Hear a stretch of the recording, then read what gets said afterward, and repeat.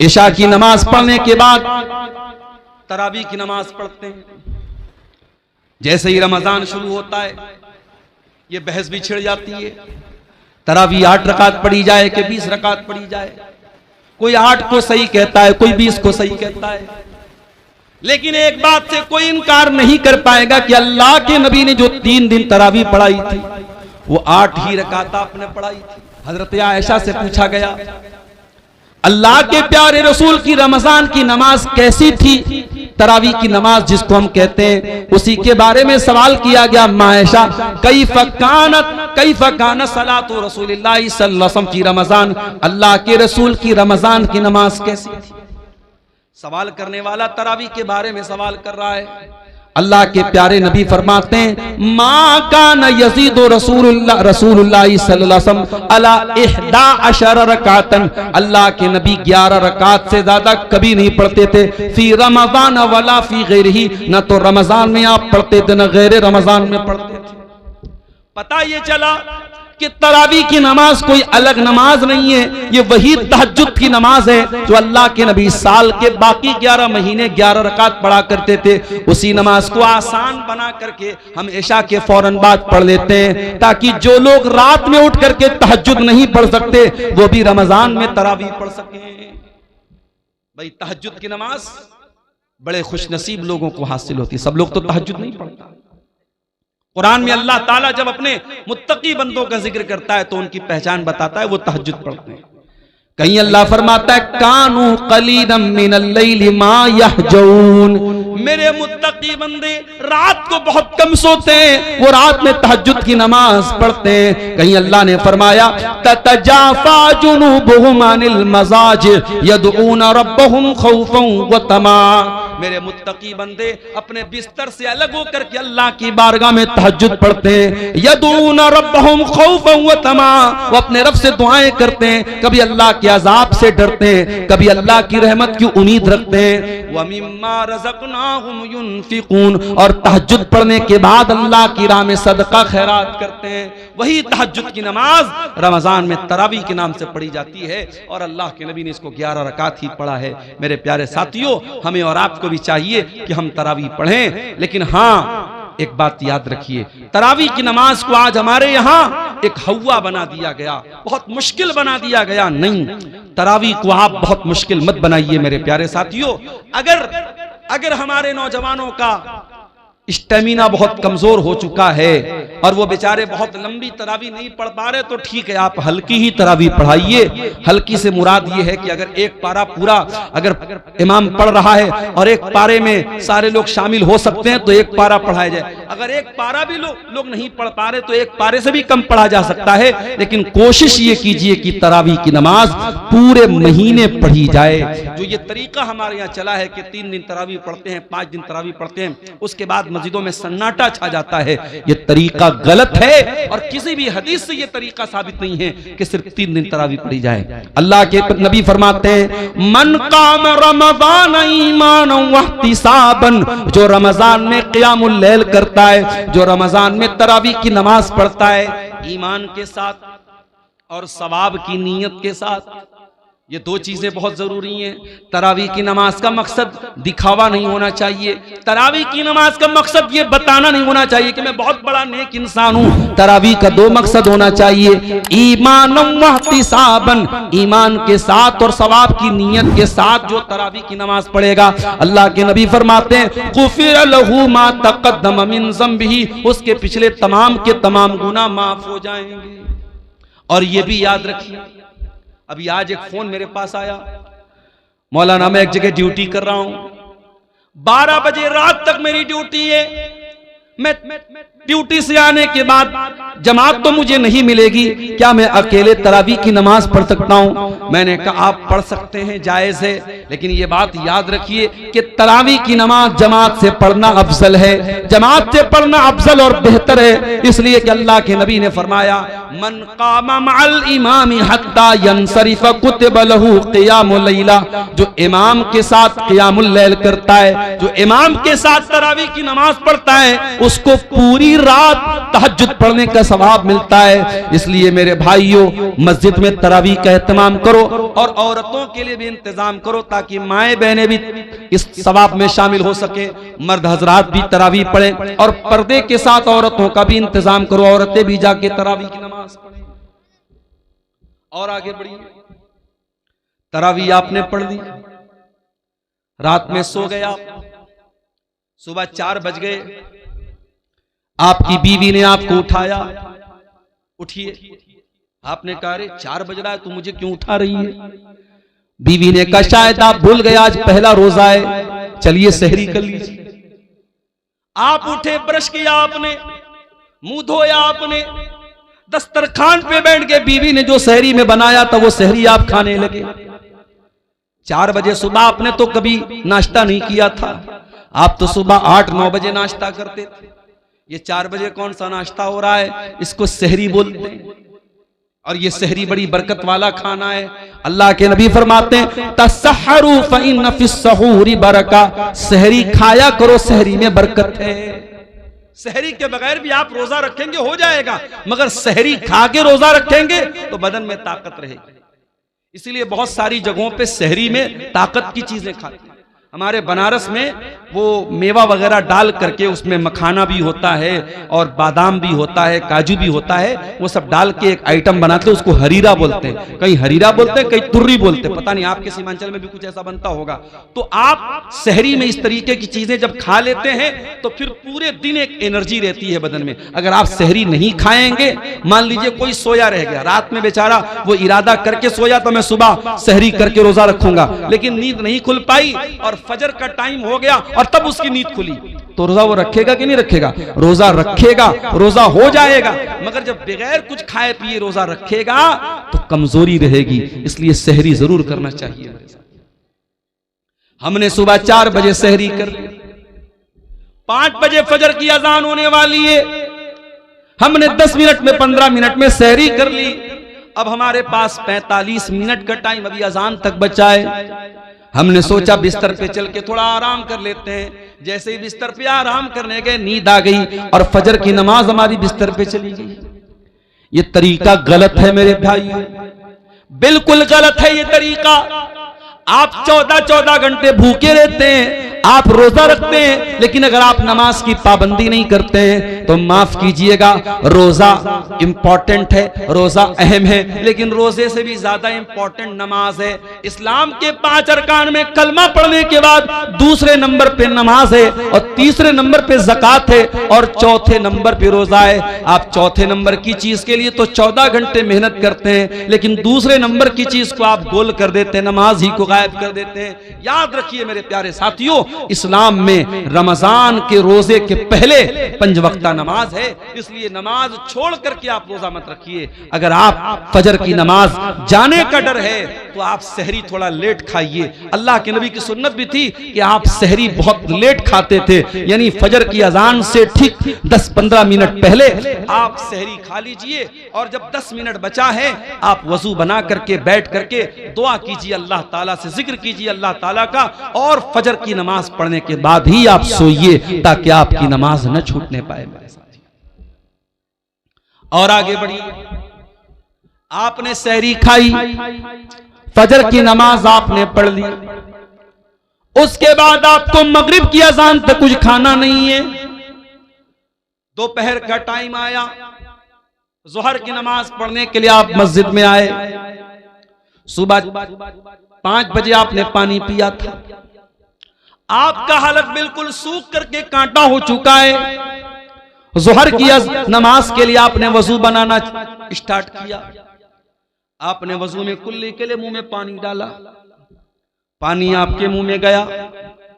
आप अगर चाहें तो पानी के 2-4 कतरे हलक के नीचे डाल के हलक को गीला कर लें, हलक को तर कर लें। हलक तो सूख करके कांटा हो गया है, 2-4 कतरे पानी के चले जाएं तो कौन देखने वाला है? न कोई कैमरा वहां लगा है, न बगल वाले को पता चलेगा, न इमाम साहब को पता चलेगा, न मौलवी साहब को पता चलेगा। लेकिन कोई ताकत है, कोई पावर है जो आपको ऐसा नहीं करने दे रहा है।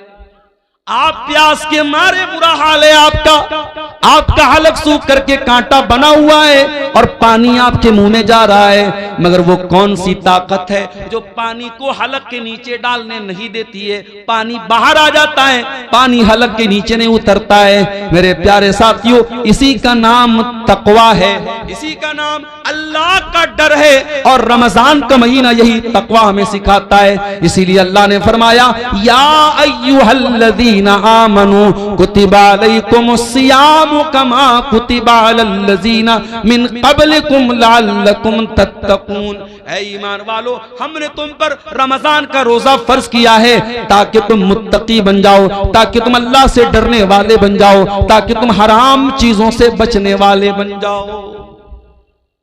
रोजे की हालत में खाना नहीं खा सकते, पानी नहीं पी सकते, बीवी से मिल नहीं सकते, बीवी के साथ रोमांस कर सकते हैं, गले लग सकते हैं, बीवी को टच कर सकते हैं, लेकिन अगर डर हो इस बात का कि बीवी से ज्यादा करीब होंगे तो हो सकता है कि बीवी के साथ सोहबत हो जाए। जिसको इस बात का डर हो वो बीवी से बहुत ज्यादा करीब भी न जाए।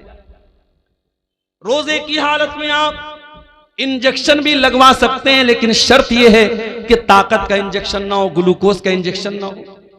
नॉर्मल इंजेक्शन भी आप लगवा सकते हैं। रोजे की हालत में आप कान में ड्रॉप भी डाल सकते हैं, आंख में ड्रॉप भी डाल सकते हैं। हाँ, नाक में कोई दवा नहीं डालेंगे।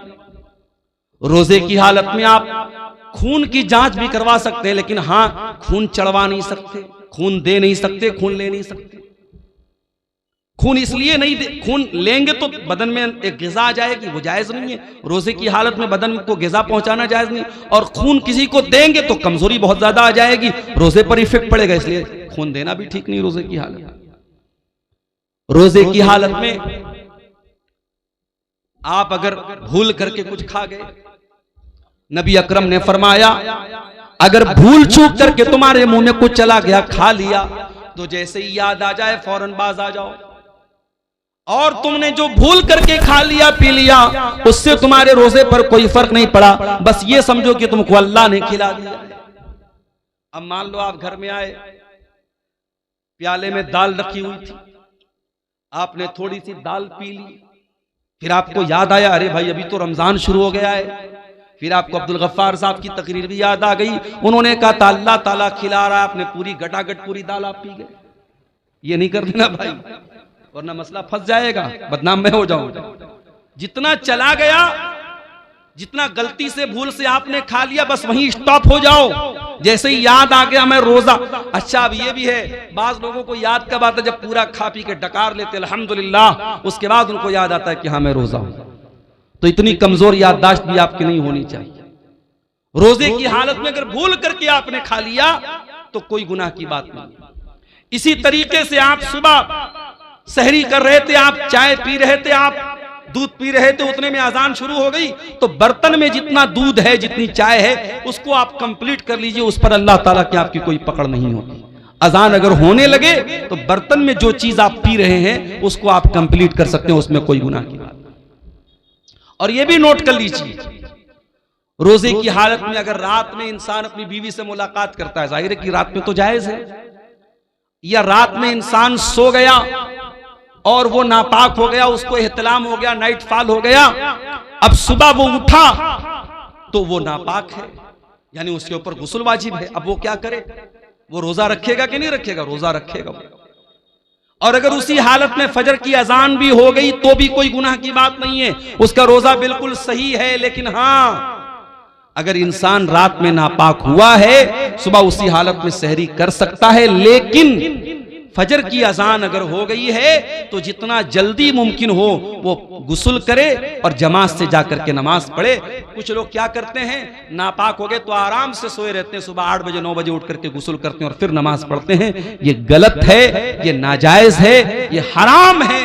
आप नमाज को बिना मजबूरी के उसके टाइम से डिले नहीं कर सकते। अगर आप नापाक हैं, जितना जल्दी मुमकिन हो आप नापाकी को दूर कीजिए और नमाज पढ़िए।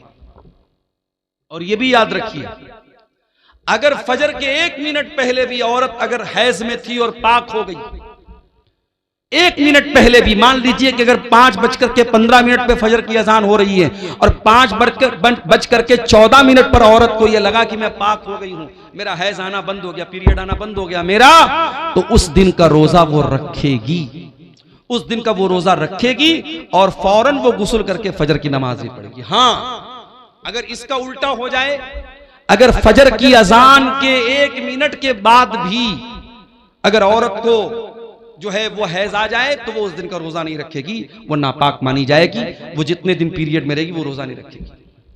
अगर मगरिब की अजान के 1 मिनट पहले भी उसको हैज आ गया तो वो रोजा उसका काउंट नहीं होगा, उस रोजे को वो बाद में पूरा करेगी, वो रोजा उसका पूरा नहीं माना जाएगा। ये मसले हैं, इसकी भी जानकारी हमको कर लेना जरूरी है। शाम का टाइम आया, आपने, बीवी आपकी कमरे में आती है, वही बीवी जो आपके लिए सर से पैर तक हलाल है, आपने रोजे की हालत में अपने आप को कंट्रोल किया है, बीवी के करीब नहीं जा रहे, आपको बहुत तेज भूख लगी है, आपके घर में खाने पीने के बहुत सारे आइटम रखे हुए हैं, लेकिन आप उन चीजों को नहीं खा रहे, आपको प्यास लगी, आप कोई चीज पी नहीं रहे, ये रोजा हलाल चीजों को आपसे छुड़वा रहा है। खाना हलाल है लेकिन आप खाना नहीं खा रहे, पानी हलाल है लेकिन पानी नहीं पी रहे, बीवी हलाल है लेकिन बीवी के करीब नहीं जा रहे। मेरे प्यारे साथियों, ये रोजा हमें ये सबक दे रहा है, ऐ रोजा रखने वाले, अगर तू अल्लाह के हुक्म पर हलाल चीजों को छोड़ सकता है तो तू हराम को भी छोड़ सकता है, और अगर तू हलाल को छोड़ता है और हराम को नहीं छोड़ता है तो फिर तेरे रोजा रखने का कोई मतलब नहीं है। कुछ लोग क्या करते हैं, दिन भर तो रोजा रखते हैं और मगरिब की जैसे ही अजान होती है, इफ्तार करने के बाद पहले सिगरेट का धुआं निकालते हैं, पहले बीड़ी का धुआं निकालते हैं। अरे अल्लाह के बंदे, अगर तुझे सिगरेट इतनी प्यारी है और बीड़ी इतनी प्यारी है कि तू मगरिब की अजान का वेट कर रहा था, तो इससे तो बेहतर था तू रोजा ही ना रखता, तू रोजा ही ना रखता। तू अल्लाह के लिए हलाल चीजों को छोड़ने को तैयार है तो तू हराम को नहीं छोड़ सकता। मेरे प्यारे साथियों, रमजान हमें चेंज करने के लिए आया है, रमजान हमारे अंदर परिवर्तन लाने के लिए आया है। रमजान ने हमारे सोने का, खाने का, पीने का टाइम चेंज कर दिया है। जो रमजान हमारे खाने पीने सोने का टाइम चेंज कर सकता है, वो रमजान हमारी बुरी आदतों को भी चेंज कर सकता है। वो बीड़ी पीने वालों, वो सिगरेट पीने वालों, वो शराब पीने वालों, मोबाइल पर गंदी चीजें देखने वालों, वो बेपर्दा रहने वाली लड़कियों, वो गलत ताल्लुकात में फंसने वाले नौजवानों, अगर अपनी गंदी आदतों से पीछा छुड़ाना है तो उसका बेहतरीन मौका है रमजान।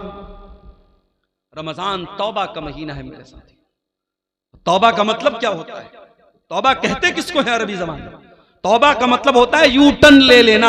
आप गाड़ी लेके जा रहे हैं, आपको वापस दोबारा उसी रास्ते पर वापस होना है, आप गाड़ी को दोबारा घुमाएंगे, यू टर्न लेंगे, इसको तौबा कहते हैं। इसका मतलब ये हुआ कि जब इंसान सही रास्ते से भटक जाए तो वो तौबा करे ताकि दोबारा सही रास्ते पर आ जाए। मेरे प्यारे साथियों, अगर आपको तौबा करना है, अल्लाह के रास्ते पे वापस आना है, तो रमजान उसके लिए बेहतरीन मौका है। अल्लाह से सच्ची तौबा कीजिए मेरे साथियों।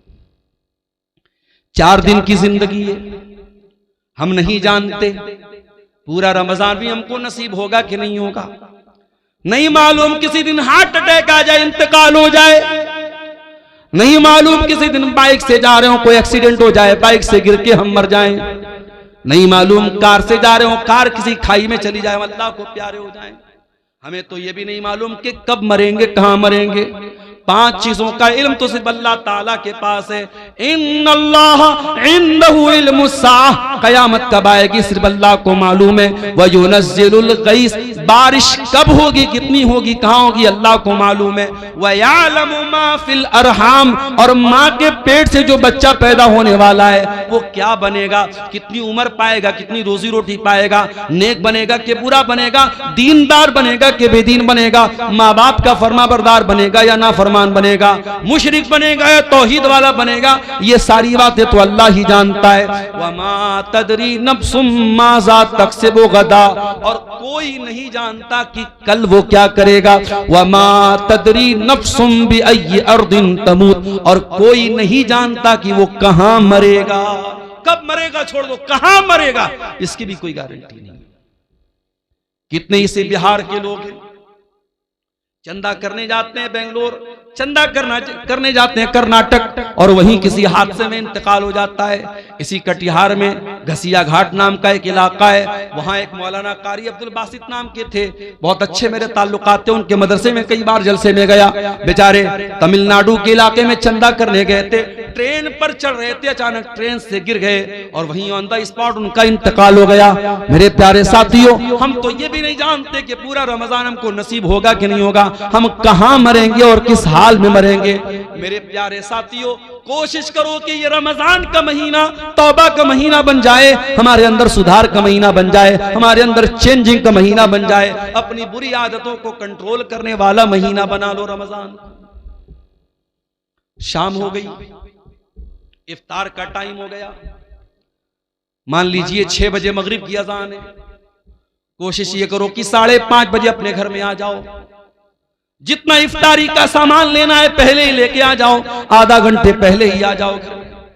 दस्तरखान बिछा लो, बच्चों और परिवार को साथ में ले लो और अल्लाह की बारगाह में दुआ करो। मेरे प्यारे साथियों, रोजे की हालत में अल्लाह ताला दुआ जल्दी कबूल करता है। रोजे का दुआ के साथ बड़ा गहरा कनेक्शन है और इसीलिए अल्लाह ताला ने कुरान में जहां रमजान का जिक्र किया है, जहां रोजे का जिक्र किया है, वहीं अल्लाह ने फरमाया वइज़ा सअलका इबादी अन्नी फइन्नी करीब। ऐ मेरे नबी, जब मेरे बंदे आपसे मेरे बारे में सवाल करें कि अल्लाह कहां है, तो ऐ नबी उनको बता दीजिए कि अल्लाह ताला बहुत करीब है। उजीबु दावत दाई इज़ा दान, और जब भी कोई दुआ करने वाला अल्लाह को पुकारता है, अल्लाह जरूर उसकी दुआ को सुनता है। शर्त ये फलयस्तजीबू ली वलयुमिनू बी, कि वह अल्लाह की बात माने और अल्लाह पर ईमान रखे।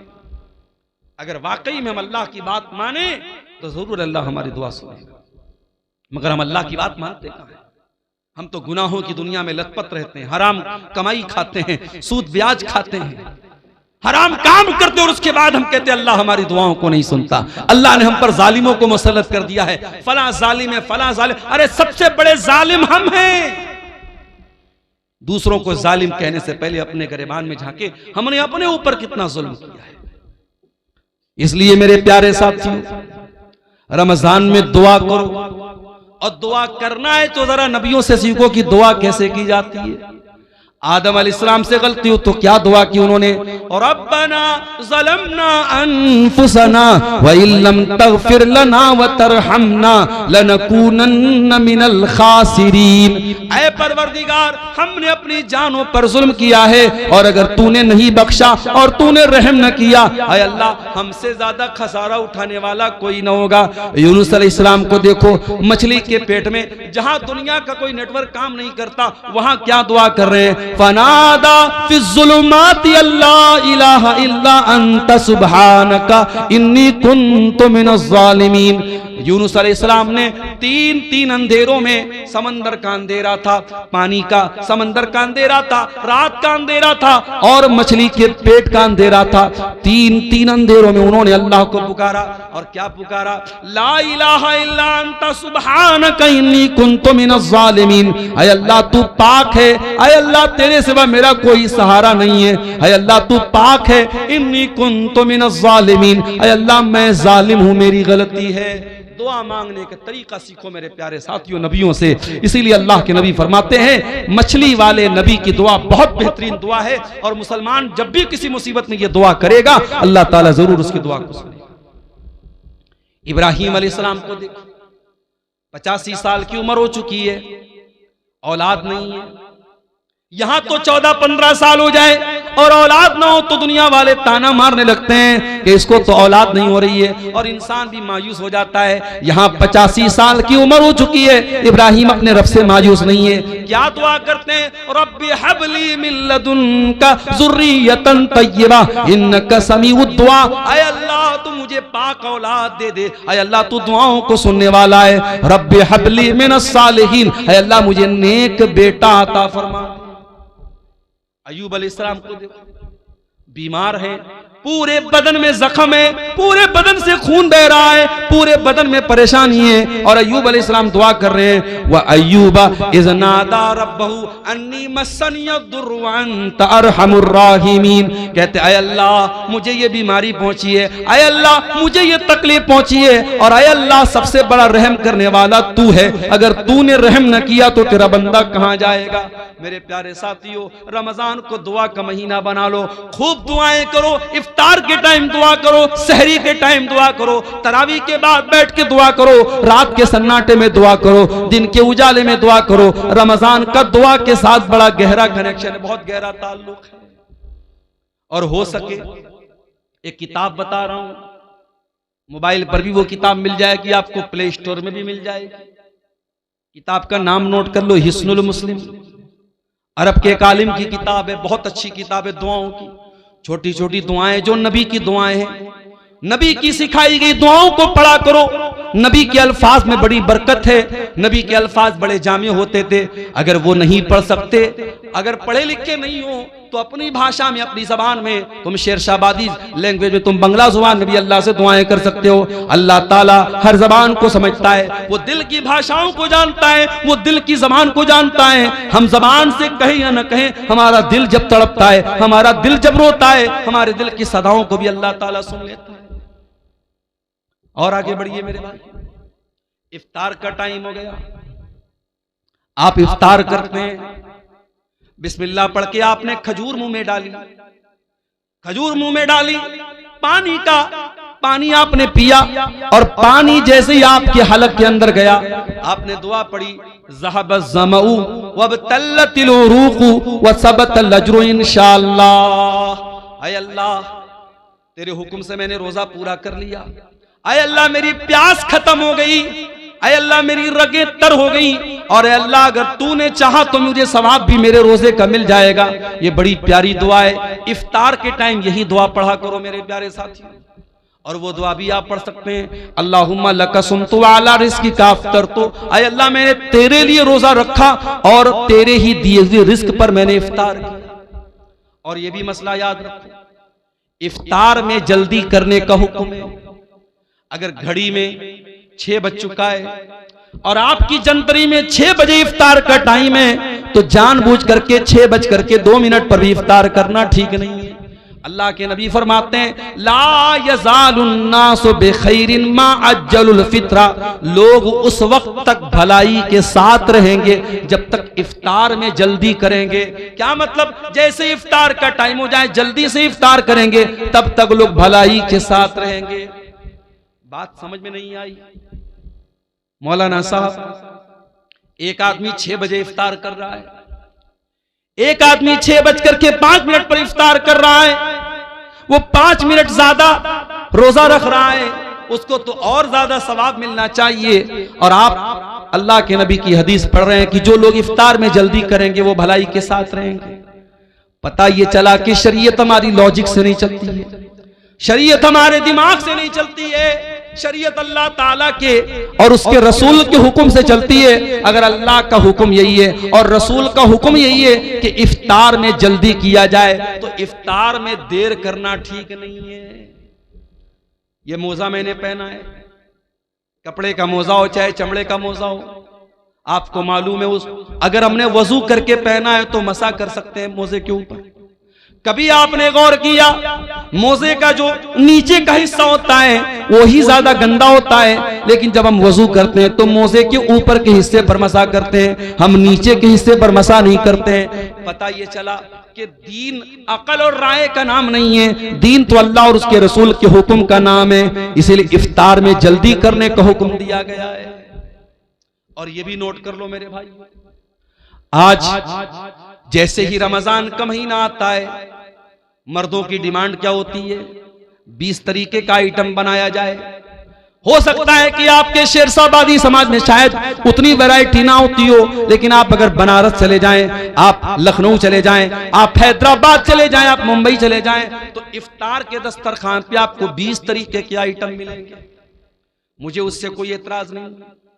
अल्लाह ने आपको दौलत दी, आप खूब खाइए, मना नहीं है मेरे भाई, लेकिन मुझे इस बात के से शिकायत है कि आज अपने घर की औरतों के ऊपर हमने इतना ज्यादा बोझ डाल दिया है, इतने सारे आइटम उनको बनाने होते हैं रमजान के अंदर के बेचारी असर के बाद से लेकर के वो अफ्तार के आइटम बनाने में उनका टाइम लग जाता है और मगरिब के बाद बेचारी बर्तन धोने में उनका टाइम लग जाता है। उनको इबादतों का टाइम नहीं मिलता, उनको कुरान पढ़ने का टाइम नहीं मिलता, उनको दुआ करने का टाइम नहीं मिलता। मेरे प्यारे साथियों, अपने मुंह के स्वाद के लिए और अपने पेट के लिए अपने घर की औरतों पर अत्याचार न करो, अपने घर की औरतों पर जुल्म न करो। अरे सिंपल जो खाना आम दिनों में खाते हो वही सिंपल तरीके से रमजान में भी खाओ। ठीक है, 2-4 आइटम बढ़ गए, कोई हर्ज की बात नहीं है, लेकिन बीवी के ऊपर इतना ज्यादा अत्याचार करना कि बेचारी दिन भर खाना ही बनाती रहे और इफ्तार के बाद पूरी कई घंटे वो बर्तन ही धोती रहे, ये औरतों पर जुल्म है। इससे भी हमें और आपको बचना है। उसके बाद रमजान की एक बहुत अहम इबादत जिसके लिए कुरान में बाकायदा जिक्र किया गया, कुरान की तिलावत। रमजान में कसरत से कुरान की तिलावत करो, इसलिए कि रमजान के महीने में ही कुरान उतारा गया। फरमाया शहरु रमजान अल्लज़ी उन्ज़िला फ़ीहिल कुरान, रमजान के महीने में कुरान उतारा गया। हुदल लिन्नास, और ये कुरान सारी मानवता के लिए हिदायत बन करके आया। व बय्यिनातिम मिनल हुदा वल फुरकान, और इस कुरान की आयतें सच्चाई को खोल खोल के बयान करने वाली हैं। कभी आप अपने दिल पर हाथ रख के बताइए मेरे भाई, आपने पिछले रमजान में कितना कुरान पढ़ा था? मोबाइल पर आपने न जाने कितनी रील्स देखी थी, फेसबुक के ऊपर आपने न जाने कितना टाइम खर्च किया था, यूट्यूब पर आपने न जाने कितने वीडियोस देखे थे, लेकिन आप अपने दिल पर हाथ रख के बताइए कि आपने कुरान कितना पढ़ा था। बल्कि अगर आप मुझसे पूछे तो मैं एक बात कहूंगा, रमजान में उलमा की तकरीरें सुनिए, मैं मना नहीं करता, मगर तकरीरों से ज्यादा कुरान सुनिए, कुरान पढ़िए। रमजान को कुरान के लिए खास कर दीजिए। और आज भी आप देखिए जो हरमैन के इमाम है, जब वो कुरान पढ़ते हैं कितना अच्छा लगता है। शेख अब्दुल रहमान सुदैस जब अपनी आवाज में कुरान पढ़ते अल्लाह अल्लाह, कितना प्यारा लगता है। शेख सऊद अशरम तो चले गए, लेकिन मौजूदा जो इमाम हरमैन है उसमें एक नाम शेख बदर तुर्की का है, कितना प्यारा कुरान पढ़ते हैं। आप मोबाइल पर हेडफोन लगा के अगर शेख बदर तुर्की की जबान से कुरान सुनेंगे और आंखें बंद कर लेंगे, आपको ऐसा लगेगा आप हरम में खड़े, आप मक्का में खड़े, आप मस्जिद हराम में खड़े। वो लोगों, तुम कुरान पढ़ो तो सही एक बार। अला बिज़िक्रिल्लाहि तत्मइन्नुल कुलूब, ये कुरान तुम्हारे दिल को जरूर शांति देगा, तुम्हारे दिल को जरूर सुकून देगा। ये कुरान पढ़ के तो देखो, ये कुरान सुन के तो देखो। हमारे दिल इतने कठोर हो चुके हैं, हमें गाना अच्छा लगता है, हमें म्यूजिक अच्छा लगता है, हमें कुरान अच्छा नहीं लगता। हमें कुरान न पढ़ने का मन करता है, न सुनने का मन करता है। तरावी की नमाज में इमाम साहब जरा सी लंबी तिलावत कर दें तो हम नाराज हो जाते हैं, इमाम साहब आपने लंबी तिलावत क्यों कर दी? हमें कुरान 10 मिनट ज्यादा सुनना भी गवारा नहीं है। वही नौजवान जो आधा घंटे तरावी की नमाज में खड़ा नहीं हो पाता है और बैठ करके आराम आराम से तरावी पढ़ता है, वही नौजवान 1-1 घंटा खड़े होकर के 50 ओवर का क्रिकेट मैच देख लेता है। अभी इस बार वर्ल्ड कप का 2020 वर्ल्ड कप चल रहा है। अपने नौजवानों से एक बात कहना चाहूंगा, ये वर्ल्ड कप का जो मैच है ये तो होता रहेगा, लेकिन रमजान पता नहीं दोबारा हमको मिलेगा कि नहीं मिलेगा। मेरे प्यारे साथियों, इस वर्ल्ड कप के चक्कर में अपने रमजान को बर्बाद न होने देना। इस वर्ल्ड कप के मैचों के चक्कर में आप जब मैच देखेंगे तो मैच में एडवर्टीजमेंट भी आएगा, प्रचार भी आएगा, उसमें नंगी लड़कियां भी आएंगी, उसमें नंगा प्रचार भी आएगा। उसमें जब मैच देखेंगे तो दर्शकों को भी दिखाया जाएगा, उसमें खूबसूरत लड़कियां भी नजर आएंगी, और आप रोजे की हालत में ये सारी चीजें देखेंगे। इसलिए खबरदार, कहीं रमजान के रोजे को आपका ये वर्ल्ड कप का मैच बर्बाद न कर दे। इसलिए वर्ल्ड कप के मैच से भी होशियार रहना मेरे साथी। कुरान को टाइम दो। इमाम मालिक रहमतुल्लाह अलैह बहुत बड़े इमाम थे, हदीस का दर्स दिया करते थे। पूरी दुनिया से उनके पास लोग हदीस पढ़ने आया करते थे, लेकिन जब रमजान का महीना आता था इमाम मालिक ऐलान कर देते थे, वो लोगों मैं रमजान में हदीस नहीं पढ़ाऊंगा, मैं साल भर हदीस पढ़ाता हूँ। ये कुरान का महीना आ गया, ये रमजान का महीना आ गया, एक महीने के लिए मुझे कुरान के साथ छोड़ दो, मैं कुरान को पढ़ूंगा, कुरान पर गौर करूंगा। वो लोगों कुरान को पढ़ो रमजान में, कुरान को सुनो रमजान में, और कुरान पर गौर करो। ये दिल पर जो गुनाहों की लेयर चढ़ी है, ये दिल पर जो गुनाहों की परत चढ़ी है, जब कुरान पर गौर करोगे तो ये परत टूट जाएगी, ये परत गिर जाएगी।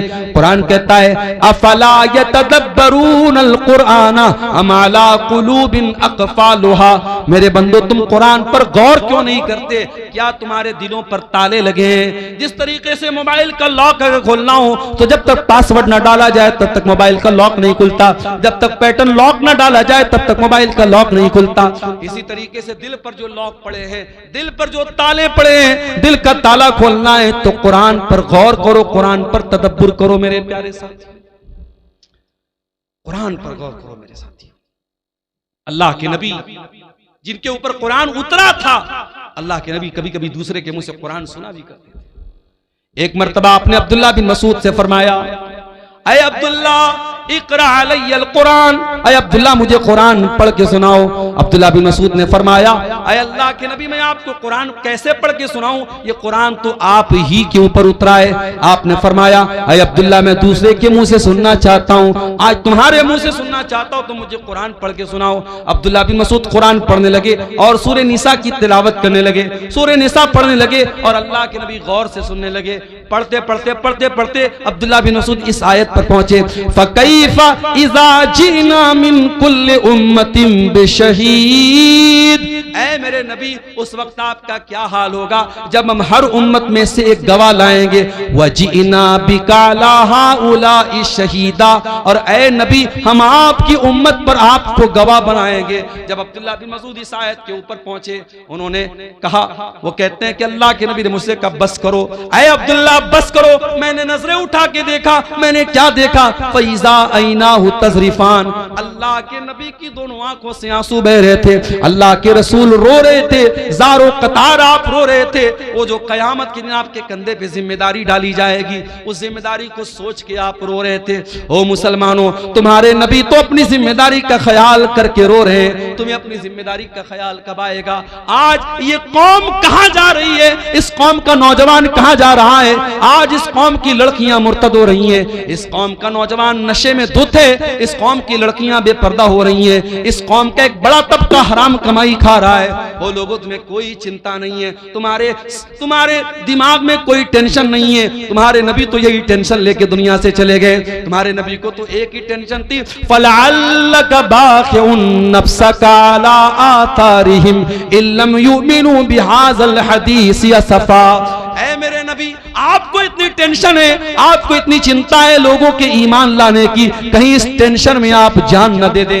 आपके नबी को तो इतनी टेंशन थी, मगर आपको कोई टेंशन नहीं है। अल्लाह के प्यारे नबी उस जिम्मेदारी का एहसास करके रोने लगे, कुरान सुन करके रोने लगे। मेरे साथ कुरान सुनो तो सही अच्छे कारी की आवाज में, खास तौर से जो अफ्रीकन कारी होते हैं, उसमें एक कारी है, कभी यूट्यूब पर सर्च मारिएगा, सूफी अब्दुल रशीद नाम है उनका, ये शायद उधर अफ्रीका वगैरह कहीं के हैं।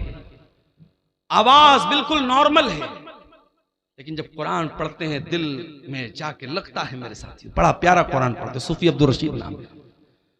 अच्छे कारी की आवाज में आप कुरान सुनिए, आप ये गाने बजाने भूल जाएंगे, दिल पर जो असर पड़ेगा मेरे साथियों मैं बयान नहीं कर सकता उसको। रमजान को कुरान का महीना बनाइए मेरे साथियों, और आगे बढ़िए। एक और काम अल्लाह के नबी करते थे रमजान में। अब्दुल्ला बिन अब्बास कहते हैं अल्लाह के नबी रमजान में बहुत ज्यादा सखावत किया करते थे, अल्लाह की राह में दान दिया करते थे।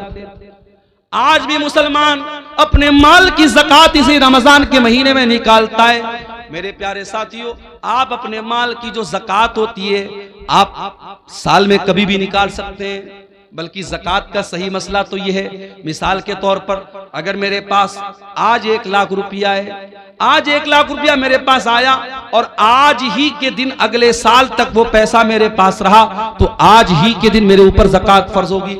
लेकिन लोग अपनी आसानी के लिए रमजान में ज़कात निकालते हैं, कोई हरज की बात नहीं, निकाल सकते हैं आप। लेकिन हाँ, ज़कात देने का तरीका भी आज हमारा बड़ा निराला है मेरे साथी। पिछले रमजान में मैं साउथ इंडिया में था, एक मौलवी साहब आए, कहा कि मौलाना कड़ी धूप में हम लोग लाइन लगते हैं और जब हमारा नंबर आता है तो सेठ जी कहते हैं कि पिछले साल का रिकॉर्ड कहां है, पिछले साल का रिकॉर्ड हमने दिखाया तो कहते इस पर मदरसे की मुहर नहीं लगी है, जाओ। 2-2 घंटा धूप में लगने के बाद वो बेचारा मौलवी जो किसी प्राइवेट मदरसे में पढ़ा रहा था और उसका चंदा करने वो बेंगलोर और गुजरात गया था, 3-3 घंटा लाइन में लगने के बाद उसको वापस कर दिया जाता है और बेचारा वो नाकाम लौट जाता है। ये हालात देख करके मेरे साथियों खून के आंसू रोने का दिल चाहता है। ये ज़कात कोई टैक्स नहीं है जिसे वसूलने के लिए लोगों के दरवाजों पर जाया जाए। होना तो ये चाहिए था, ज़कात देने वाले खुद ऐसा सिस्टम बनाते कि जहां ज़कात के हकदार हैं ज़कात वहां तक पहुंचती। यहां तो बेचारे मौलवी धक्के खा खा के ज़कात वसूल रहे हैं। मेरे प्यारे साथियों, अपने माल की ज़कात निकालो और सही तरीके से अपने माल की ज़कात निकालो। अगर आपके पास 85 ग्राम सोना है, अगर आपके पास 595 ग्राम चांदी है, अगर आपके बैंक बैलेंस में आपके पास कैश रकम में इतना पैसा है जो 595 ग्राम चांदी के बराबर है, तो आपके पास अगर वो माल 1 साल तक रहता है तो उसकी ज़कात आपको देना है। और ऐ मेरी प्यारी माओ बहनों, ये भी याद रखिए, आपने सोने का जो जेवर पहना हुआ है और आपने अलमारी में जो रखा हुआ है वो सब पर आपको ज़कात देना है। कोई ये ना सोचे कि जो मैं पहनती हूं उस पर ज़कात नहीं देना है, सब पर आपको ज़कात देना है। और अगर आपने अपने सोने चांदी की ज़कात नहीं निकाली तो अंजाम क्या होगा? अल्लाह फरमाता है वल्लज़ीन यक्निज़ून अज़्ज़हब वल फ़िज़्ज़ा वला युनफ़िक़ूनहा फ़ी सबीलिल्लाहि फ़बश्शिरहुम बिअज़ाबिन अलीम। जो लोग सोना चांदी इकट्ठा करते हैं और उसकी ज़कात नहीं निकालते हैं, उनको दर्दनाक अज़ाब दिया जाएगा। यौमा युहमा अलैहा फी नारी जहन्नम फतुक्वा बिहा जिबाहुहुम व जुनूबुहुम व ज़ुहूरुहुम। क़यामत के दिन वही सोना चांदी जहन्नम की आग में तपाया जाएगा, उससे उनकी पेशानी को दागा जाएगा, उससे उनके पहलू को दागा जाएगा, उससे उनकी पीठ को दागा जाएगा और कहा जाएगा हाज़ा मा कनज़्तुम लिअन्फुसिकुम फज़ूक़ू मा कुन्तुम तकनिज़ून। ये सोना चांदी जिसकी तुमने ज़कात नहीं निकाली थी, आज उसको अल्लाह ताला ने जहन्नम की आग बना दिया है, आज अजाब का मजा चखो। मेरे प्यारे साथियों, इसलिए अपने माल की सही ज़कात निकालिए और ये बात याद रखिए, ज़कात कोई टैक्स नहीं है। ज़कात आपके माल के मैल कुचैल को पाक करती है। ज़कात हमारे माल की बरकत को खत्म नहीं होने देती है, आपके माल की सुरक्षा करती है, आपके माल की हिफाजत करती है। इसीलिए अल्लाह कुरान में अपने नबी से कहता है खुज़ मिन अम्वालिहिम सदक़तन तुतहिरुहुम व तुज़क्कीहिम। ऐ नबी, आप लोगों के माल में से ज़कात लीजिए, ये ज़कात उनके माल को पाक करेगी। बिजनेसमैन लोगों से एक बात कहना चाहता हूं, बिजनेसमैन के पास जितना भी माल तिजारत है उस पर उसको ज़कात देना है। मिसाल के तौर पे अगर हमारे दुकान में 10 लाख का माल है तो 10 लाख के माल पे हमको ज़कात देना है। हाँ, मार्केट से जो पैसा हमको लेना है उसको हम माइनस करेंगे और मार्केट में जो पैसा हमको देना है वो माइनस करेंगे, जो लेना है उसको प्लस करेंगे और पूरे माल तिजारत को ऐड करके उसकी ज़कात हमें निकालना है। इसी तरीके से अगर आपने कोई जमीन खरीदी है और आपने जमीन इस मकसद के लिए खरीदी है कि जमीन का दाम बढ़ जाएगा तो हम बेच देंगे, अगर आपने जमीन को बेचने के मकसद से लिया है तो उस जमीन की भी आपको ज़कात देना पड़ेगा। हाँ, अगर आपने जमीन लिया है मकान बनाने के लिए, बच्चों के रहने के लिए, तो उस पर आपको ज़कात नहीं देना है। अपनी जरूरत की चीजों पर भी आपको ज़कात नहीं देना है। 1.5 लाख का मोबाइल आता है, एप्पल का आईफोन आता है, सैमसंग का अल्ट्रा आता है, 1.25 लाख का 1.5 लाख का मोबाइल आता है। 1.5 लाख के मोबाइल पर आपको कोई ज़कात नहीं देना है। 10 लाख की आपके पास 40 लाख की कार है, कार पे आपको कोई ज़कात नहीं देना है। 50 लाख का आपके पास घर है जिसमें आप रहते हैं, उस घर के ऊपर आपको कोई ज़कात नहीं देना है। जो आपकी जरूरत की चीजें हैं, जाती चीजें, उस पर आपको कोई ज़कात नहीं देना है।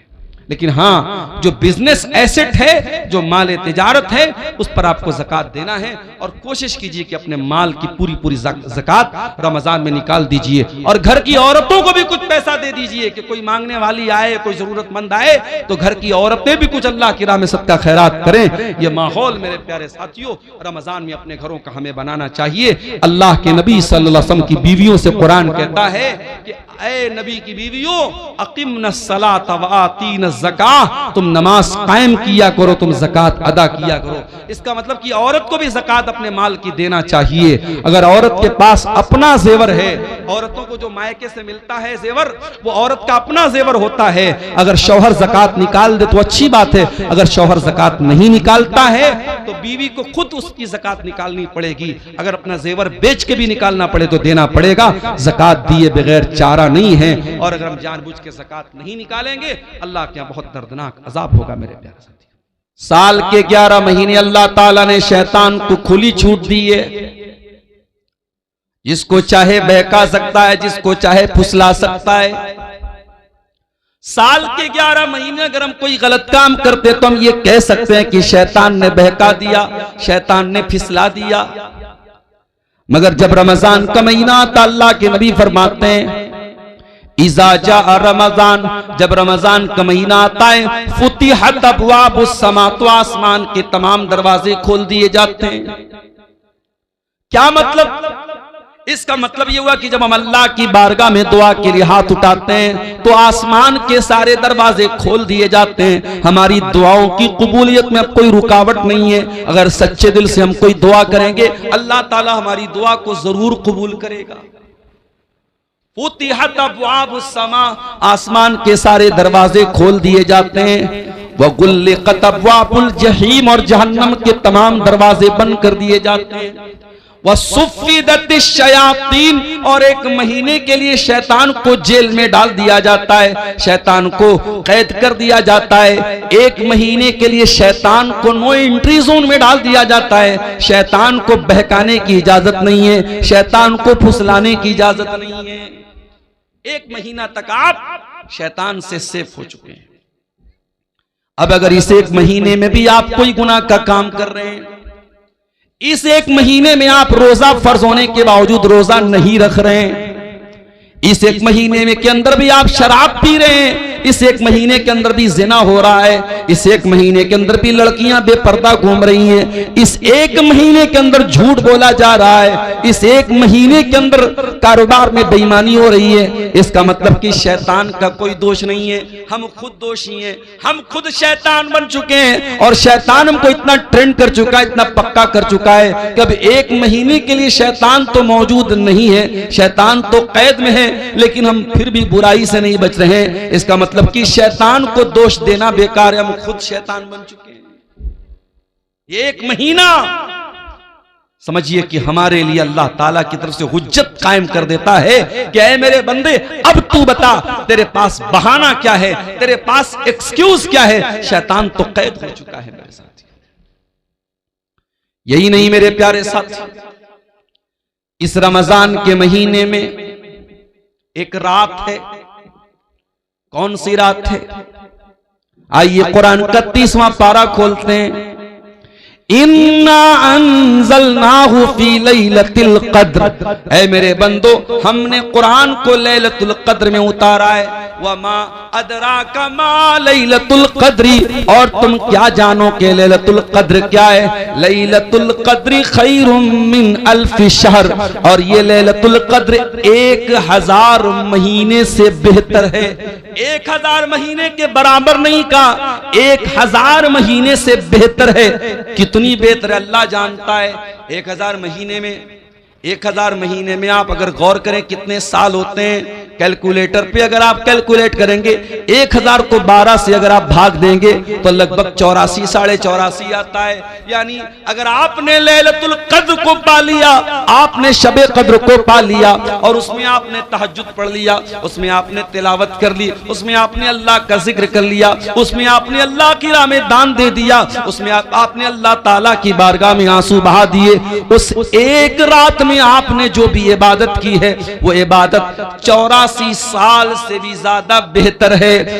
84 साल नेकी करने का जो सवाब है वो एक रात में, और रात कब शुरू होती है? मगरिब के बाद से लेकर के फजर तक रहती है, यानी मैक्सिमम 12 घंटे की वो रात है। 12 घंटे के अंदर आपको अल्लाह ताला ने ऐसी रात दे दी है कि आप उसमें अगर कोई नेकी करेंगे तो आपको 84 साल से भी ज्यादा का सवाब मिलेगा। वो मुबारक रात इसी रमजान में आती है मेरे प्यारे साथियों। और वो कब आती है? वो उस रमजान के आखिरी अशरे में आती है। इसीलिए अल्लाह के प्यारे नबी फरमाते हैं तहर्रू लैलतल क़द्र फिल अशरिल अवाखिर मिन रमजान। ओ लोगो, तुम रमजान के आखिरी अशरे में लैलतुल क़द्र को तलाश किया। और इसीलिए जब रमजान का आखिरी अशरा आता था, जब आखिरी 10 दिन आते थे, अम्मा आयशा फरमाती हैं अल्लाह के प्यारे नबी पूरी रात जागा करते थे, पूरी रात जागा करते थे और अपनी बीवियों को भी जगाया करते थे और कमर कस लेते थे। कमर कस लेने का मतलब ये कि एक्टिव हो जाते थे। आखिरी अशरे में अल्लाह के नबी इबादत के मामले में कोई नरमी नहीं बरतते थे। हमारे उल्टा मामला है।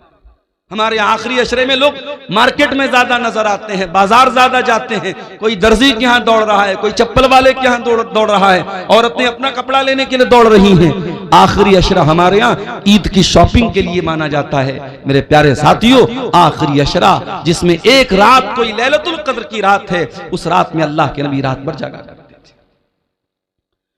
मेरे भाइयों, वो रमजान का महीना इंशाअल्लाह कल से शुरू होने वाला है। वो रमजान एक बहुत बड़े मेहमान की शक्ल में हमारे पास आने वाला है। जरा दिल पे हाथ रख के बताओ कि उस मेहमान के लिए आपके दिल में क्या एक्साइटमेंट है। अगर आपको ये लगता है रमजान आएगा, अच्छे अच्छे पकवान हमारे घर में बनेंगे, हम सहरी में ये बनाएंगे, हम इफ्तार में ये बनाएंगे, आपके जहन में अगर रमजान के नाम पे सिर्फ खाना पीना ही आ रहा है तो आपने रमजान का मकसद नहीं समझा, आपने रमजान का मतलब नहीं समझा। जब रमजान का महीना आता था, अल्लाह के नबी खुश हो जाया करते थे और अपने सहाबा को खुशखबरी दिया करते थे। आप फरमाते थे अताकुम रमजान, ऐ मेरे सहाबा रमजान का महीना आ चुका है, शहरुन मुबारकुन, बरकत का महीना आ चुका है। ऐ मेरे सहाबा, वो महीना आ चुका है जिस महीने में आसमान के दरवाजे खोल दिए जाते हैं, जिस महीने में जहन्नम के दरवाजे बंद कर दिए जाते हैं, जिस महीने में शयातीन को कैद कर दिया जाता है। उसी रमजान में जैसे ही चांद नजर आएगा, हुक्म दिया गया चांद को देखा करो। चांद को अपने बच्चों के साथ, परिवार के साथ देखने की कोशिश करो। मौसम साफ है, चांद इंशाअल्लाह नजर आएगा। जब रमजान का चांद तुम्हें आसमान पे नजर आ जाए तो ये दुआ पढ़ लेना जो अल्लाह के प्यारे नबी पढ़ा करते थे, अल्लाहुम्मा अहिल्लहु अलैना बिल अम्नि वल ईमानी वस्सलामति वल इस्लामी रब्बी व रब्बुकल्लाह। क्या दुआ है? चांद देख करके क्या दुआ पढ़ रहे हैं हम? अय अल्लाह, तो इस चांद को अमन के साथ हम पर तुलू फरमा दे, ईमान के साथ तुलू फरमा दे, सलामती के साथ तो इस चांद को तुलू फरमा दे, इस्लाम के साथ इस चांद को तू तुलू फरमा दे। रब्बी व रब्बुकल्लाह, और ऐ चांद मेरा और तेरा रब अल्लाह है। कभी आपने गौर किया, हमारे गैर मुस्लिम भाई भी तो चांद देख के करवा चौथ मनाते हैं। हमारे गैर मुस्लिम भाइयों की भी चांद की बड़ी अहमियत है, मगर वो चंद्रमा को देवता मानते हैं, वो चंद्रमा की पूजा करते हैं, वो चंद्रमा की इबादत करते हैं। मगर मेरे प्यारे साथियों, इस्लाम एक ईश्वरवाद वाला मजहब है, इस्लाम तौहीद वाला मजहब है। हम चांद को देख करके भी ऐलान करते हैं रब्बी व रब्बुकल्लाह, ऐ चांद हम तेरी उपासना नहीं करते, ऐ चांद हम तुझे रब नहीं मानते, ऐ चांद हम तुझे अपना पूज्य नहीं मानते, हम तुझे अल्लाह अल्लाह ताला का एक क्रिएशन मानते हैं, अल्लाह ताला की एक मखलूक मानते हैं, और हम चांद देख करके भी ऐलान करते हैं रब्बी व रब्बुकल्लाह, ऐ चांद मेरा भी रब अल्लाह और तेरा भी रब अल्लाह। इस्लाम तौहीद वाला दीन है मेरे प्यारे साथी। इस्लाम में शिर्क बर्दाश्त के काबिल नहीं है मेरे साथी।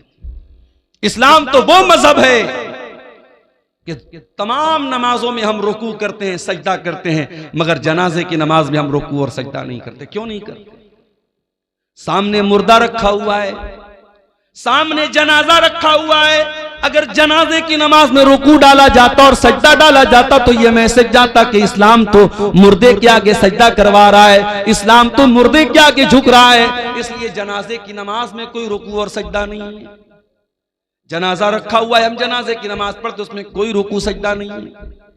और इसीलिए अल्लाह के रसूल ने किसी कब्र के ऊपर नमाज पढ़ने से मना किया है। न तो कब्र के ऊपर मस्जिद बनाई जा सकती है, न मस्जिद में कब्र बनाई जा सकती है। कब्र के ऊपर भी नमाज नहीं और मस्जिद के अंदर भी कब्र को आपने रखने से मना किया है।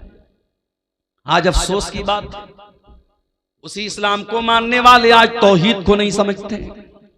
कोई किसी के आगे सर झुका रहा है, कोई किसी के आगे सर झुका रहा है। और आपकी शेरशाहबादी बिरादरी में जो पूरी अहले हदीस बिरादरी है, आज आपकी बिरादरी में भी बहुत सारी ऐसी चीजें होने लगी हैं जो तौहीद के खिलाफ है। माफ कीजिएगा, बहुत सारे घरों में जहालत की वजह से, तालीम की कमी की वजह से आज बच्चे पैदा होने के बाद ही उनके गले में धागा डाल दिया जाता है। आपके शेरशाहबादियों में भी ये चीज देखी जा रही है कि बच्चों के गले में धागा और तावीज डाला जा रहा है। बच्चा बीमार हो जाए तो शिरकिया झाड़ फूक करने वाले झूठे मक्कार लोगों को बुला के उनसे झाड़ फूक करवाया भी जा रहा है। अगर कौवा बोलने लगे तो कौवे के बोलने पर ये कहा जाता है कि कौवा बोल रहा है, इसका मतलब कोई मनहूस खबर आने वाली है। इस तरीके की उल्टी सीधी रिवायतें और उल्टी सीधी चीजें आज हमारे अहले हदीसों के अंदर भी मेरे प्यारे साथियों पाई जाने लगी हैं। याद रखिए, हम तौहीद वाले हैं, हम मर जाएं कट जाएं, तौहीद से समझौता करने वाले नहीं है। यही हमारी पहचान है। अल्लाह के नबी ने फरमाया ला तुशरिक बिल्लाहि व इन कुतिलता व हुर्रिकता, अगर तुम्हें कत्ल कर दिया जाए या जला दिया जाए तब भी तुम अल्लाह के साथ शिरक मत करना। तौहीद की हिफाजत करो मेरे प्यारे साथी।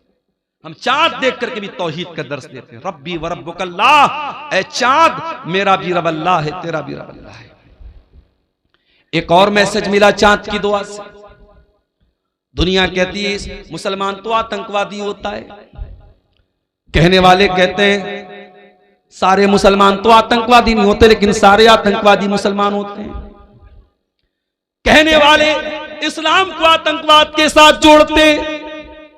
ओ लोगों, इस्लाम आतंकवाद का धर्म कैसे हो सकता है? इस्लाम दहशतगर्दी का मजहब कैसे हो सकता है? इस्लाम तो चांद देख करके भी अमन और शांति की दुआ सिखा रहा है। हम चांद देख करके भी क्या दुआ कर रहे हैं? हम ये दुआ नहीं कर रहे हैं हाय अल्लाह इस चांद को देखने के बाद तू सिर्फ हमको भलाई अता फरमा। हम कहते अल्लाहुम्मा अहिल्लहु अलैना बिल अम्न वल ईमान वस सलामत वल इस्लाम। आय अल्लाह ये चांद जो रमजान का नजर आने वाला है, आय अल्लाह सारे विश्व के लिए, सारी दुनिया के लिए अमन और शांति का चांद बना दे। अल्लाह इस महीने को तो शांति वाला बना दे, इसमें किसी का खून न बहे, इसमें किसी की जान न जाए, इसमें किसी का माल न लूटे। आय अल्लाह इसको अमन और शांति का और पीस का और आय अल्लाह दुनिया के लिए सलामती का महीना बना दे। जो मुसलमान चांद देख करके भी अमन और शांति की दुआएं करता है, वो मीडिया वालों तुम्हें शर्म नहीं आती? उस इस्लाम को तुम आतंकवाद के साथ जोड़ते हो, उस मुसलमान को तुम आतंकवाद के साथ जोड़ते हो। हाँ, अगर कोई अपने आप को मुसलमान कहने वाला गलत काम करे तो उसके लिए इस्लाम कैसे जिम्मेदार हो सकता है? आज दूसरे मजहब के मानने वाले, आज अमेरिका में जो जेफरी एप्स्टीन की फाइल सामने आ रही है, वो कोई मुसलमान तो नहीं था, वो तो यहूदी था, लेकिन इतना गंदा आदमी था। 6 साल की बच्चियों के साथ रेप किया करता था, छोटी छोटी बच्चियों के साथ वो दरिंदगी किया करता था, उन्हें नोचा करता था, उनको तड़पाया करता था, यहाँ तक के छोटी छोटी बच्चियों को मशीन में डाल के कत्ल करके उनकी बोटी बना बना के खाया करता था। वो तो यहूदी था, तो क्या हम ये बोलेंगे कि उसके इस अमल की वजह से पूरी यहूदी कौम गलत मानी जाएगी? नहीं मेरे प्यारे साथियों, कुछ लोगों के गलत कामों की वजह से पूरा मजहब बदनाम नहीं किया जा सकता, पूरे दीन को ब्लेम नहीं किया जा सकता। इस्लाम कल भी अमन और शांति का प्रतीक था और आज भी अमन और शांति का प्रतीक है और कयामत की सुबह तक अमन और शांति का प्रतीक रहेगा। रमजान के इस मुबारक महीने में एक काम हमें और करना रहता है जिसको एतिकाफ बोलते हैं। एतिकाफ का मतलब होता है अपने आप को मस्जिद के अंदर कैद कर लेना।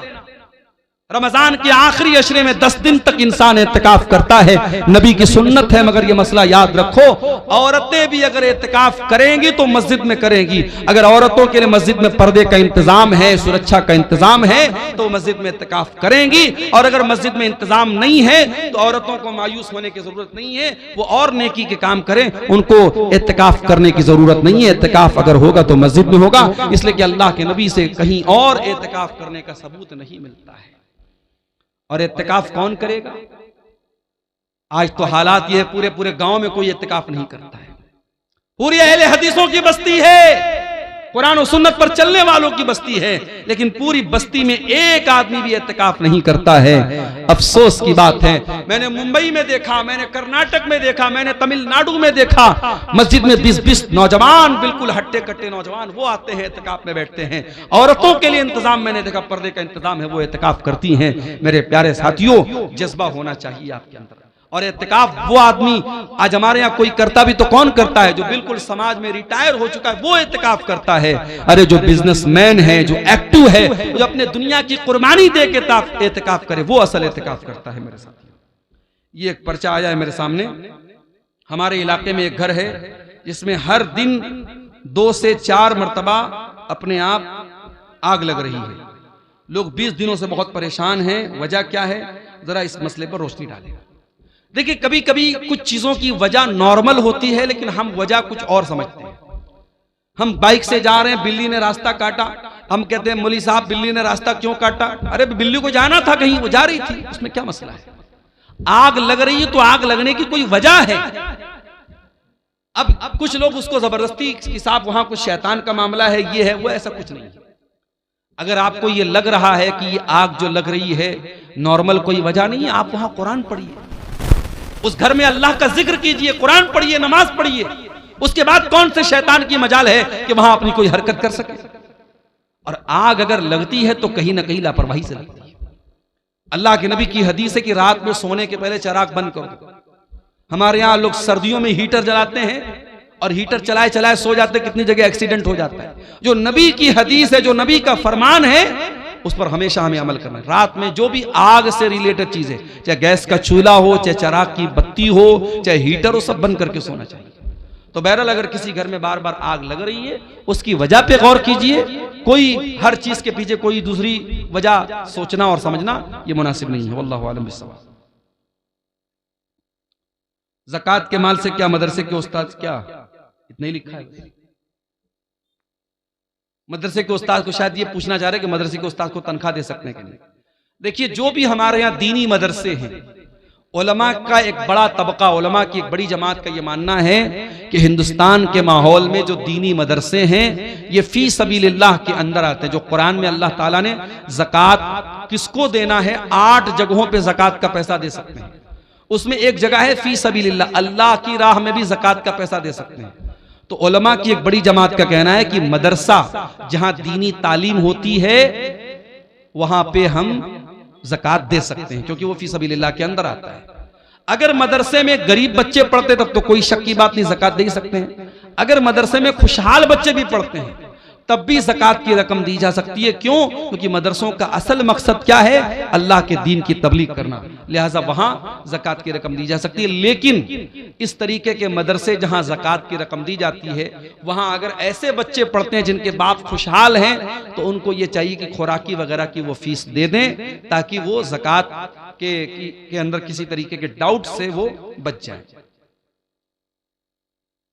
हदीस के मुताबिक इफ्तारी में जल्दी करने का हुक्म है, लेकिन हमारे इलाके में एक ही जगह में अहनाफ कुछ और अहले हदीस हजरात कुछ औकात में इफ्तारी करते हैं। उसकी क्या वजह हो सकती है? क्या इसमें भी अव्वल और आखिर वक्त का मसला है, यानी 2 से 4 मिनट? अहनाफ के यहाँ जबरदस्ती सिर्फ एहतियात के नाम पे 2-4 मिनट लेट किया जाता है। उसकी कोई दलील नहीं है। जो जंतरी के औकात है बहुत सोच समझ करके हिसाब व किताब करके बनाए गए हैं। नबी के ज़माने में जंतरी नहीं थी, नबी के ज़माने में घड़ी नहीं थी, आसमान देख करके लोग इफ्तार करते थे। आज तो अल्हम्दुलिल्लाह घड़ी है और जंतरी में बाकायदा पूरा तहकीक करने के बाद इफ्तार का टाइम तय किया गया है। वो उसमें ताखिर करने का कोई जो है मतलब नहीं है। जो लोग एहतियात के नाम पे देर करते हैं वो ठीक नहीं है। क्या सहरी के लिए माइक में ऐलान करना सही है? सहरी के लिए, सहरी खत्म करने के लिए अजान होती है वो काफी है, अलग से कोई माइक से ऐलान करना ठीक नहीं है। रोजे की हालत में खून चेक कराना कैसा? करा सकते हैं, खून की जांच करा सकते हैं, कोई हर्ज की बात नहीं। क्या मस्जिद के माइक में गजल हमद पढ़ना सही है? गजल हमद जो है ये अगर अच्छा कलाम है और मान लीजिए कि मस्जिद में कोई प्रोग्राम वगैरह हो रहा है तो उस मौके पर तो पढ़ सकते हैं। ऐसे ही नॉर्मली जो है लाउड स्पीकर से गजल और हमद पढ़ना ये ठीक नहीं है, ये दूसरों को तकलीफ पहुंचाने वाली बात होगी। क्या लिखा है? कहे के होने से क्या रोजा टूट जाए? अगर बीमारी की वजह से उल्टी होगी किसी को तो खुद से जो उल्टी हो जाती है उससे रोजा नहीं टूटता है। उल्टी होने से रोजा नहीं टूटता है। हाँ, कोई जानबूझ करके अपने मुंह में हाथ डाल के उल्टी करे तो उससे रोजा टूट जाएगा, लेकिन जो खुद से बीमारी की वजह से उल्टी होती है उससे रोजा नहीं टूटेगा। क्या झूठ बोलने से रोजा टूट जाता है? झूठ बोलने से रोजा टूटता नहीं है, मगर झूठ बोलना रोजे की हालत में हराम है। अल्लाह के नबी ने फरमाया अगर कोई आदमी रोजा रख करके भी झूठ बोलता है तो फिर अल्लाह ताला को उसके रोजे की कोई जरूरत नहीं है। इफ्तार कराने से कितना सवाब मिलता है? आप जिसको इफ्तार कराएंगे उसको उसके रोजे का पूरा सवाब मिलेगा और उतना ही सवाब आपको भी मिलेगा। इसलिए कोशिश ये कीजिए कि रमजान में रोजाना एक आदमी को अपने साथ बिठा के इफ्तार कराइए ताकि आपको हर रोजे का डबल सवाब मिले। लेकिन यहाँ जो इफ्तार करने आएगा आपके घर में वो बेचारा कहीं ये ना सोचे कि मेरे सवाब में कोई कमी आएगी, उसको पूरा सवाब मिलेगा, लेकिन इफ्तार कराने वाले को डबल सवाब मिलेगा। सहरी के लिए वजू करना जरूरी है? नहीं, वजू भी जरूरी नहीं है, बल्कि नापाकी की हालत में भी आप सहरी कर सकते हैं, लेकिन हाँ फौरन गुस्ल करके आप जमात से फजर की नमाज पढ़ेंगे। तो ये चंद मसाइल थे। हम अल्लाह ताला से दुआ करते हैं रब्बुल आलमीन हमें आने वाले रमजान का हक अदा करने की तौफीक अता फरमाए। रब्बुल आलमीन। अस्सलामु अलैकुम व रहमतुल्लाहि व बरकातुहू। शेख मोहतरम, एक सवाल मैं लगभग 1-2 साल से लेकर के घूम रहा हूँ कि एक छोटी बस्ती है जिसमें एक जुमे की मस्जिद है, उसके बगल में ही मतलब सट करके ही रूम मदरसे के बनाया हुआ है। अगर उस मस्जिद में के मतलब मदरसे रूम में औरत जुमा या तरावी या ईदैन की नमाज उसमें पढ़ेगी तो होगी या नहीं? इन्होंने पूछा है कि मस्जिद के सटा हुआ कोई मदरसे की ज़मीन है, उसमें औरतें अगर जुमा में आ जाती हैं या ईदैन में आ जाती हैं तो नमाज पढ़ सकती हैं या नहीं। अगर मस्जिद और वो मदरसे की जो ज़मीन है वो सटी हुई है, बीच में कोई गैप नहीं है, तब तो नमाज हो जाएगी। और अगर गैप है बीच में कोई गली है और दोनों सटा हुआ नहीं है, तब फिर ये मसला गड़बड़ है, तब उसमें नमाज पढ़ना ये ठीक नहीं है। लेकिन अगर इमारत दोनों की सटी हुई है और मस्जिद में अभी तौसी की गुंजाइश नहीं, तो मस्जिद मदरसे में भी औरतें जुमा की नमाज भी पढ़ सकती हैं और ईदैन की नमाज भी पढ़ सकती हैं। वल्लाहु आलम बिस्सवाब। ठीक है, अल्लाह ताला हम सब